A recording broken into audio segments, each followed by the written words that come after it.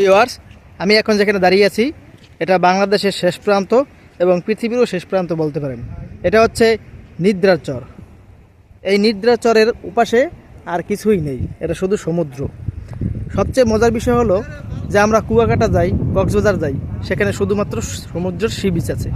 আর এখানে সেই sea beach তো পাবেন, তার সাথে সাথে পাবেন এই অপরূপ দৃশ্য, যেখানে আছে অনেকগুলো হিজল গাছ। এই হিজল গাছ এক এক সময় এক একটা রূপ ধরে। কখনো এই হিজল গাছ মাটির উপরে থাকে, কখনো জলের নিচে থাকে। এই যে সাদা সাদা দাগ দেখেন, এই দাগ পর্যন্ত পানিতে তলিয়ে যায় যখন জোয়ারের পানি আসে, এবং যখন ভাটা আসে তখন এরকম জল নিচে নেমে যায়। আর এই নিদ্রার চরের ওই পাশে বিশাল ম্যানগ্রোভ সুন্দরবন।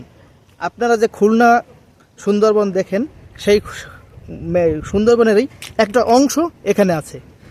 এখানে আপনি বাঘ, সিংহ আপনাই হরিণ, এসব দৃশ্য এখানে সরাসরি দেখতে পারবেন। তো ওখানে আমাদের যাওয়া নিষেধ, কারণ যেহেতু এটা খোলা জায়গা, বাঘের আক্রমণে আপনি নিজের জীবনটাও হারাতে পারেন। এজন্য এখানে কর্তৃপক্ষ আমাদের যেতে নিষেধ করেছে। যাই হোক, সেজন্য আপনাদের দেখাতে পারলাম না। আপাতত এই সৌন্দর্যটাই দেখুন, কত সুন্দর একটা জায়গা, দেখার মতো একটা সৌন্দর্য।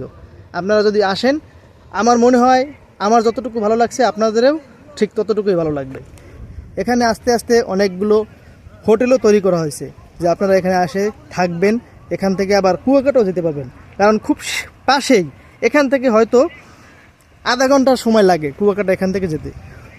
কুয়াকাটা আর নিদ্রার চর একদম কাছাকাছি, মাত্র 10 থেকে 15 কিলোমিটার দূরত্ব।